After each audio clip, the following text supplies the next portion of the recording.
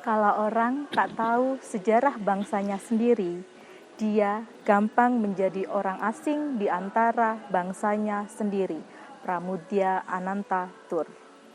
Assalamualaikum warahmatullahi wabarakatuh. Salam damai sejahtera bagi kita. Selamat datang di Obsesi, obrolan seputar sejarah Indonesia. Bersama saya, Alisa Rizka Puspita, Guru Sejarah Indonesia. Hari ini kita akan mengupas tentang sejarah Indonesia secara lebih ringan, kekinian, dan menyenangkan.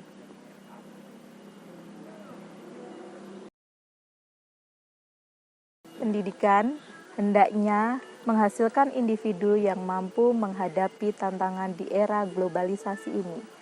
Dalam Undang-Undang Pendidikan Nomor 20 Tahun 2003 Pasal 3 ditegaskan bahwa pendidikan nasional berfungsi mengembangkan kemampuan dan membentuk watak serta peradaban bangsa yang bermartabat dalam rangka mencerdaskan kehidupan bangsa, bertujuan untuk perkembangan potensi peserta didik agar menjadi manusia yang beriman dan bertakwa kepada Tuhan Yang Maha Esa, berakhlak mulia, sehat, berilmu, cakap, kreatif, mandiri, dan menjadi warga negara yang demokratis serta bertanggung jawab.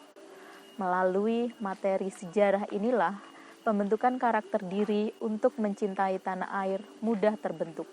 Pelajaran sejarah di siswa SMK berperan untuk memenuhi pemenuhan kebutuhan wawasan kebangsaan pada siswa vokasi sesuai tuntutan dunia usaha dan dunia industri.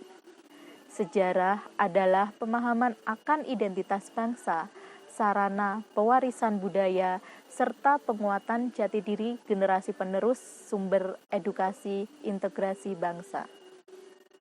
Apa sih sebenarnya sejarah itu? Apakah semua peristiwa pada masa lalu bisa disebut sebagai sejarah? Mari kita bahas dalam obsesi kali ini.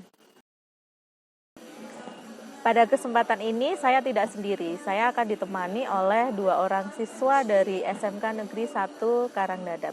Yang pertama yaitu Casrudin Erwin. Apa kabar Erwin? Alhamdulillah baik Bu. Oke, Casrudin dari kelas TP10 TP1. TP1, oke. Dan yang kedua dengan Nabila Fikria. Apa kabar Bila? Alhamdulillah baik Bu. Dari 10 OTKP 2 ya? Iya. Oke.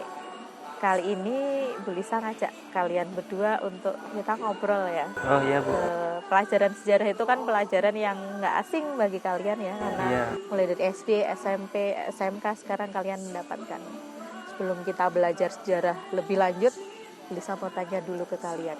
Menurut kalian sejarah itu artinya apa sih? Sejarah itu kalau menurut saya peristiwa masa lampau yang ada pembuktiannya. Peristiwa masa lampau yang ada pembuktiannya. Kalau menurut saya Bu, sejarah itu peristiwa yang terjadi pada masa lampau. Peristiwa yang terjadi pada masa lampau. Intinya peristiwanya ada pada masa lalu kayak gitu. Iya Bu, benar sih. Ya. Bu Lisa mau menjelaskan ya di sini untuk kalian juga untuk teman-teman kalian nanti yang nanti menyaksikan ini sejarah. Sejarah sendiri itu kalau menurut asal kata berasal dari kata sajarotun. Sejarah itu dari kata sajarotun dari bahasa Arab. Jadi sajarotun itu artinya pohon. Apa hubungannya masa lalu sama pohon? Kok bisa ya pohon bisa jadi arti ilmu yang mempelajari tentang masa lalu? Jadi pohon itu kan kalau kalian lihat pohon ya, pohon itu kan ada mulai dari bawah ada akarnya, ada ranting-rantingnya. Iya. Kan nggak cuma satu kayak gini. Nah itu tuh pohon itu mengistilahkan tentang suatu silsilah keluarga ya. Jadi kalau kita mempelajari ilmu sosial itu kan kita mempelajari tentang silsilah keluarga, mulai dari kakek ada nenek, kemudian menurunkan ayah ibu, menurunkan anak, anaknya menurunkan lagi punya anak, cucunya ya, buyut, cicit ya kayak gitu. Jadi nah, sejarah pada awalnya itu kan mempelajari tentang keluarga-keluarga raja, penguasa ya. Mempelajari penguasa ini turunannya apa-apa, makanya disebut dengan sejarah. Itu yang pertama. Kalau menurut bahasa dari bahasa Arab. Kemudian kalau dari istilah asing sendiri, sejarah kalau di dalam bahasa Jerman itu istilahnya namanya adalah Geschichte. Geschichte itu artinya adalah sesuatu yang sudah terjadi. Sama kan ya, masa lalu yang sudah terjadi pada masa lampau. Kemudian kalau dalam bahasa Inggris itu sejarah apa? History. Iya. Ya, history itu kan sejarah ya. Nah, history sendiri itu berasal dari bahasa Yunani yang katanya adalah yaitu historia. Historia itu history itu berasal dari kata historia yang artinya adalah belajar dengan cara bertanya. Ya. Jadi bertanya. Sejarah itu kan turun temurun ya, cerita. Kalau zaman dulu kakek nenekmu itu kan cerita ya, dari mulut ke mulut nanti diturunkan, kemudian diturunkan lagi seperti itu asal katanya. Jadi sampai sini paham ya? Kenapa sejarah kok berasal dari sajarotun, kenapa kok sajarotun seperti itu. Nah, kalau tadi kalian membahas tentang sejarah itu ya sesuatu yang terjadi di masa lalu yang harus bisa dibuktikan kebenarannya. Benar ya. Jadi sejarah itu lebih tepatnya adalah peristiwa yang dialami oleh manusia pada masa lampau yang dapat dibuktikan kebenarannya. Peristiwa itu kan kita nggak, kalau di dalam ilmu pengetahuan itu kan tidak membahas tentang sesuatu yang belum terbukti kebenarannya kayak gitu ya.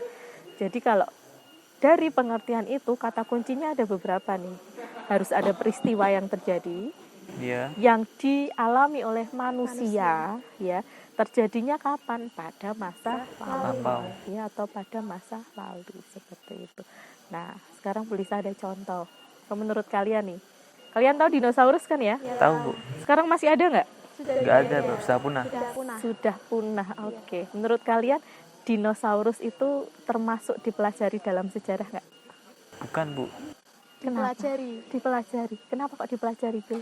Karena kan termasuk peristiwa masa lampau. Oke. Kalau menurut Erwin? Kalau kan katanya Ibu kan bukan, sejarah merupakan peristiwa manusia yang terjadi pada masa lampau. Nah, kalau dinosaurus itu kan hewan, Bu. Oke. Jadi kata kuncinya itu dinosaurus itu hewan, Bill.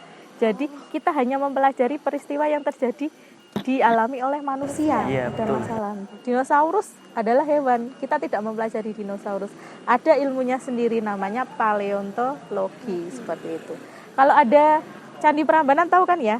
Tahu. Pernah dengar cerita Candi Prambanan dibangun oleh Bandung Bondowoso untuk membuktikan cintanya pada Roro Jonggrang dalam waktu 1 malam. Itu sejarah apa bukan? Itu sejarah. Karena ada ya Borobudur iya. Prambanannya. Kalau menurut Erwin? Kalau saya sih bukan, soalnya nggak mungkin, Bu, dalam 1 malam membangun 1000 candi. Nah, ini juga harus diperhatikan Bila dan yang lain ya teman-teman, bahwa harus bisa dibuktikan kebenarannya. Kalau seperti itu masuknya ke mitos atau legenda. Ya. Kalau sejarah berarti Prambanan itu dibangun pada masa dinasti Sanjaya Sailendra pada kerajaan Mataram kuno. Contohnya seperti itu. Paham ya sekarang ya? Alhamdulillah. Semoga teman-teman juga yang lain juga paham. Begitulah pembahasan kita dalam episode obsesi kali ini. Terima kasih atas kehadirannya ya, Erwin dan Nabila. Sekian dari saya, semoga acara kali ini bermanfaat. Saya akhiri. Wassalamualaikum warahmatullahi wabarakatuh. Terima kasih.